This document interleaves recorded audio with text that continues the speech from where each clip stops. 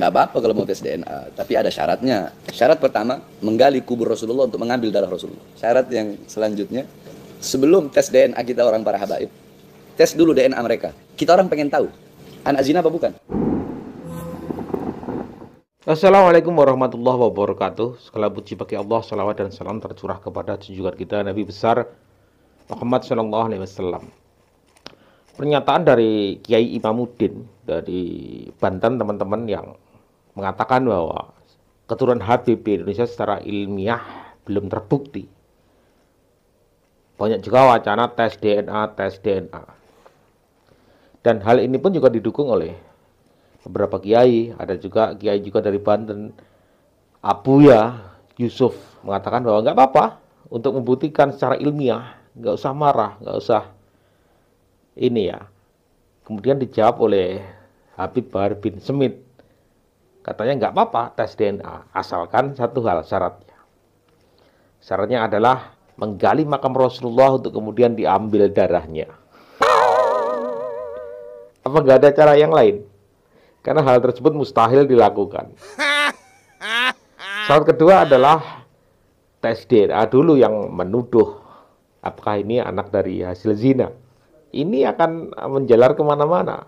Tentu saja syarat pertama untuk menggali makam Rasulullah itu sangat mustahil dilakukan karena akan melibatkan negara tu negara. Nggak apa-apa kalau mau tes DNA, tapi ada syaratnya. Tes DNA ada syarat. Kan kalau tes DNA itu harus diambil sampel kita, air liur atau darah atau rambut, gitu kan? Boleh kita tes DNA. Ana yang duluan mau tes DNA, tapi dengan beberapa syarat. Syarat pertama, apakah bisa mereka yang meminta itu menggali kubur Rasulullah untuk mengambil darah Rasulullah? Mengambil darah Rasulullah. Terus syarat yang selanjutnya, sebelum tes DNA kita orang para habaib, tes dulu DNA mereka sebagaimana sabda Rasul. Kenapa? Karena kita orang pengen tahu. Kata Rasulullah SAW dalam satu hadis, man lam ya'rif haqqa itrati wal ansar fahuwa ihda min thalath, imma munafik, ya, kata Rasulullah, orang yang tidak tahu tentang hak, kemuliaan, keutamaan keluargaku, anak cucuku, dan tidak tahu kemuliaan serta hak di sini maksudnya kemuliaan, keistimewaan, keagungan daripada sahabat-sahabat Ansor dan sahabat-sahabatku. Jadi intinya tidak mengakui, tidak tahu berarti kan dia harusnya tahu dong. Nah tapi ini dia nggak mau tahu tentang keistimewaan, kemuliaan, keagungan beliau-beliau, ya, para anak cucu Rasulullah dan para sahabat.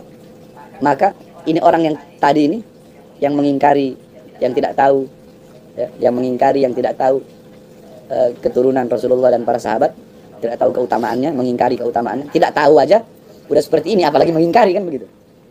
Maka dia termasuk satu dari 3 golongan. Imam munafik, ya, dia itu orang munafik, atau dia itu anak hasil zina, atau dia itu yakni min ghairi tuhurin, atau dia anak yang orang tuanya dulu, ayahnya bersetubuh dengan ibunya dalam keadaan haid. Jadi gampang kalau ada orang benci sama anak cucu Rasulullah, benci sama sahabat, di antara 3 ini. Kalau nggak munafik, anak hasil zina, kemudian anak haid. Nah, tes DNA, anak zina apa bukan? Kalau benar ternyata anak zina, oh berarti benar pembenci. Berarti benar yang dikatakan Rasulullah SAW. Kalau udah benar bahwasanya dia itu termasuk daripada orang yang mengingkari keutamaan yang sebagaimana Rasulullah sabdakan, kalau munafik kan nggak mungkin bisa dites DNA. Tapi coba tes saja, anak hasil zina apa bukan? Nah, kalau udah ketahuan tesnya, 2 syarat tadi. Ayo, anak tes DNA. Ini orang mau adu domba. Terus sudah ada pakai bahasa apa loh? Bahasa sekarang udah dipakai, ada bahasa Kiai Pribumi. Wah. Kiai Pribumi sama Habib palsu lah, Habib Yaman, Habib apa. Jadi kalau ada yang minta tes DNA, 2 syarat tadi ya. 1, bisa digali Rasulullah untuk ambil darahnya. Karena untuk mencocokkan sampel kan. Atau gali nggak usah jauh-jauh Rasulullah. Gali magamnya Sayyidina Ubaidillah. Sayyidina Ubaidillah bin Ahmad al-Muhajirullah bin Isa Rumi. Tapi kalau kebanyakan anak lihat, ya itu tadi. Yang sering mereka bilang, oh ini Habib palsu. Kalau anak sih bodoh amat. Bahar bin Smith dibilang, oh Habib palsu, bodoh amat. Pergi ke Robito sana, pergi ke Nagoba. Anak tidak perlu menjelaskan siapa diri Anda. Pergi ke Robito, pergi ke Nagoba, tanya aja sana. Nasabnya Bahar bin Smith. Kalau mau anak tunjukin, yang di rumah kebesaran. Nggak pada bisa baca, ntar pada kejang-kejang lagi. Untuk mengambil sampel darah Rasulullah, itu hal yang sangat sulit dan mungkin mustahil karena harus hubungannya negara ke negara, ya kan. Dan ini kan bukan sesuatu yang urgent sebenarnya ya, untuk mengambil darah atau sampel Rasulullah. Jangankan mengambil, kita mau mencangkul aja untuk menggali, kita akan berurusan dengan hukum di negara Arab. Ini kan sesuatu yang mustahil untuk ditawarkan sebenarnya. Kemudian bukan berarti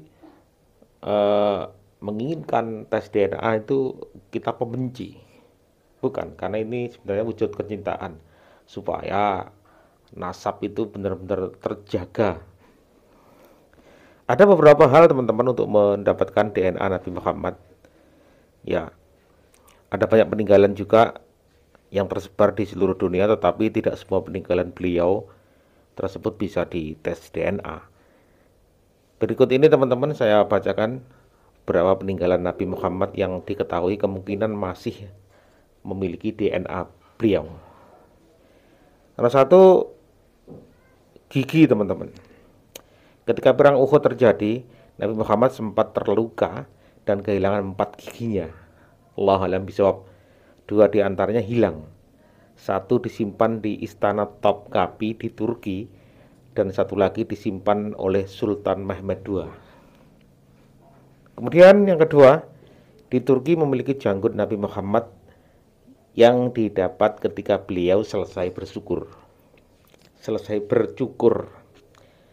Janggut tersebut disimpan dalam kotak kecil, dan sekarang kotak tersebut dipindahkan ke Museum Mevlana di Turki dan dipajang di sana hingga saat ini. Sebelumnya juga memang belum ada penelitian tentang peninggalan Nabi Muhammad tersebut di Museum Topkapi. Apakah pernah dites DNA juga belum pernah. Dan peninggalan beliau itu rata-rata umurnya sekitar 1400 tahun. Jadi kemungkinan untuk mendapatkan DNA juga masih diragukan. Jangankan mendapatkan DNA-nya, mungkin untuk mendapatkan selnya aja kesulitan karena jaringannya sudah sangat tua. Ya, kemudian ada penelitian terbaru teman-teman, yaitu para peneliti memiliki cara baru untuk memetakan dari DNA Nabi Muhammad SAW. Caranya dengan mengumpulkan keturunan Nabi Muhammad yang berada di zaman sekarang untuk melihat mundur ke belakang. Dan ini terdapat di laki-laki saja, sehingga pemeriksaan ini dilakukan pada keturunan Rasulullah ya, yang laki-laki saja. Kemudian tes DNA dari seluruh Habib ini dikumpulkan di seluruh dunia, dilihat kesamaannya. Setelah itu data DNA tersebut dicocokkan satu sama lain sehingga nanti menjadi template tunggal untuk menentukan keaslian keturunan Nabi Muhammad SAW. Itu bisa saja dilakukan. Jujur teman-teman, tidak harus menggali makam Rasulullah SAW pun sebenarnya bisa dilakukan. Tapi apakah masalah ini menjadi sangat urgent? Allahu a'lam. Karena mungkin hal ini hanya terjadi, kehebohan ini terjadi hanya di Indonesia dan bukan suatu hal yang harus benar-benar urgent dilakukan. Ada kabar juga bahwa keturunan dari Syekh Abdul Qadir Jailani juga telah melakukan tes DNA, kalau saya nggak salah teman-teman ya, untuk menentukan bahwa itu keturunan Nabi Muhammad SAW. Allahu a'lam bishawab. Ya, semoga teman-teman ini hanya sebuah kehebohan sesaat ya, yang pada akhirnya reda dengan sendirinya. dan semuanya akan berjalan baik-baik saja, tidak ada kekisruan ke depannya, dan NKRI tetap berjalan sesuai semestinya, semua aman-aman saja. Wassalamualaikum warahmatullahi wabarakatuh.